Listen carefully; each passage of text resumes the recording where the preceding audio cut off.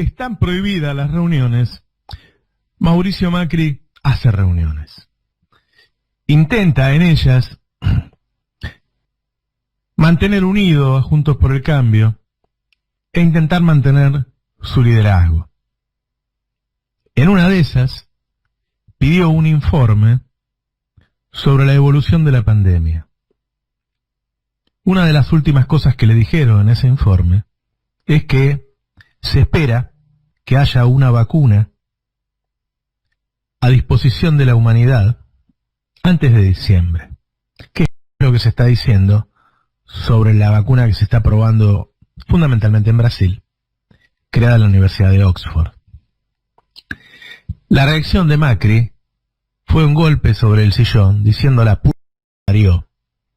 Es decir, Macri no quiere que se solucione pronto el problema de la pandemia. Más allá de su falta de humanidad, que la conocemos, no la vamos a descubrir por esta anécdota, esto se relaciona con que claramente la pandemia jugó en contra de Alberto, de la coalición, y jugó a favor de Cambiemos.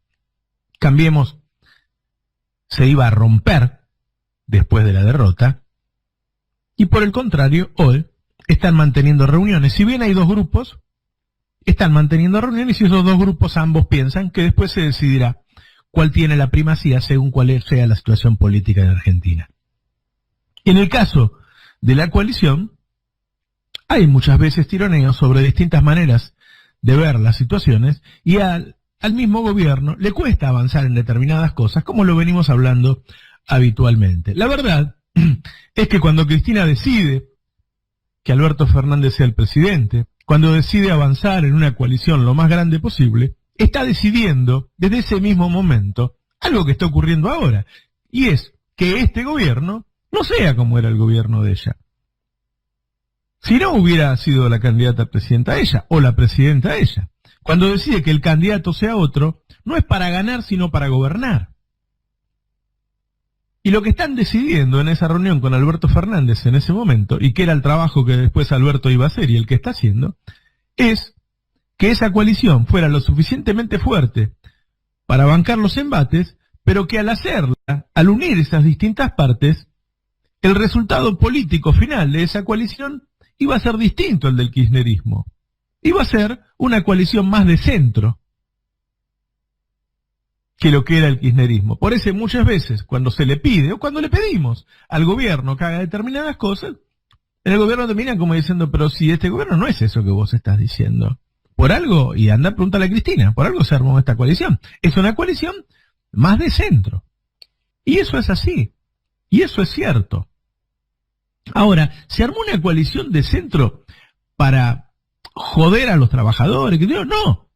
La idea era, bueno, o perdemos, o gana Cristina, pero nos voltean y no nos dejan gobernar, o mantenemos una coalición más de centro que detiene el deterioro de ingresos de los asalariados, que quizá lo congela un tiempo en el mismo lugar, que intenta recuperar algunas herramientas, que intenta saldar algunas heridas, salvar vidas, porque antes de la pandemia se estaban salvando vidas también, con los medicamentos o la tarjeta alimentar, y pisa la pelota buscando una mejor relación de fuerzas.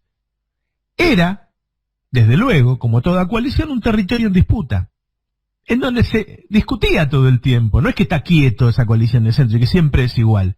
Dentro del ámbito de la coalición hay disputas. Está en disputa exactamente hacia dónde va, porque hay actores que piensan distinto. De todas maneras, la coalición nace con fuerza. Alberto consolida eso que se esperaba de él. Es decir, Alberto se queda con la parte del medio, con los que no son ni kirchneristas ni antikirchneristas, incluso con muchos que no son peronistas, y se los queda. Él, posicionado en el medio, sin ser macrista ni cristinista, se queda con eso. Y ese también es un territorio en disputa de la política nacional. En la pandemia, Alberto se da cuenta que tiene que correrse a la izquierda, porque la pandemia genera una escasez en donde él tiene que ir a buscar la ayuda de los que más tienen, prohibiéndole los despidos, pidiéndole que paguen un impuesto a la riqueza. Una serie de acciones que el poder económico se niega a aceptar. Y ahí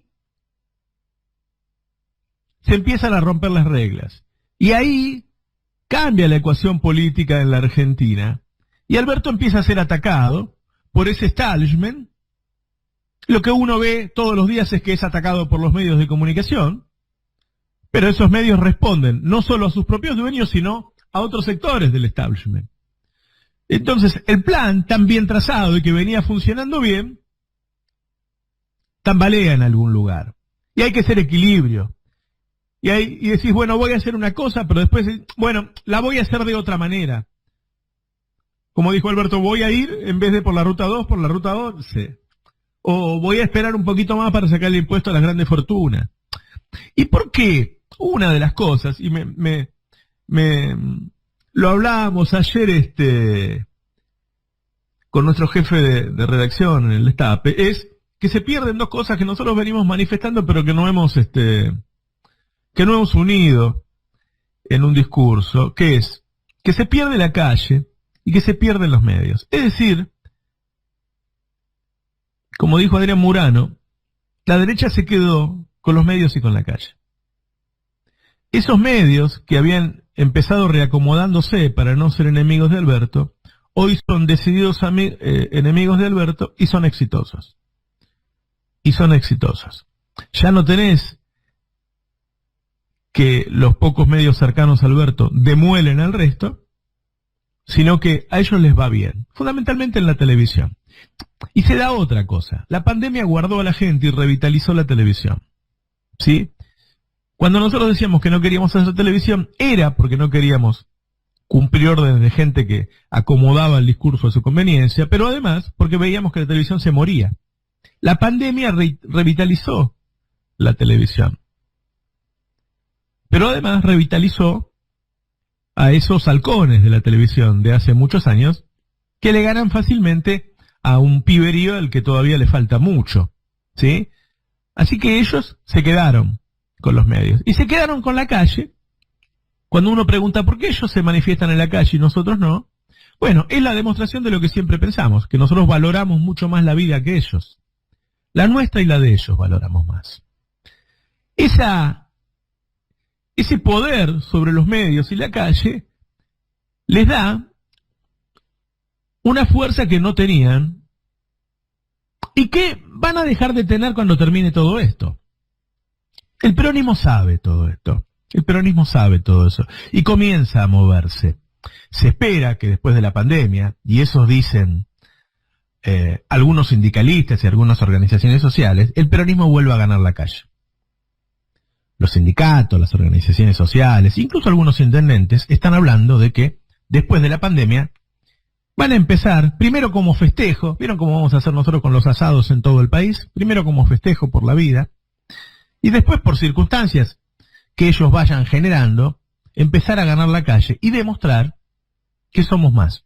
Y demostrar que el peronismo en realidad tiene muchísimo más poder que las fuerzas que se le oponen.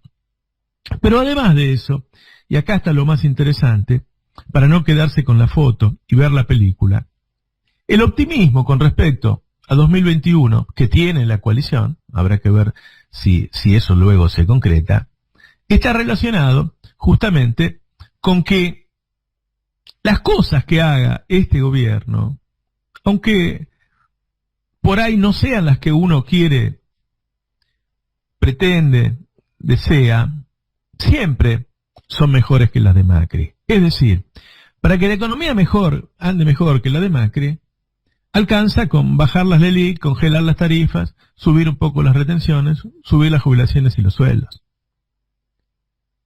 Y todo eso se puede hacer después de la pandemia.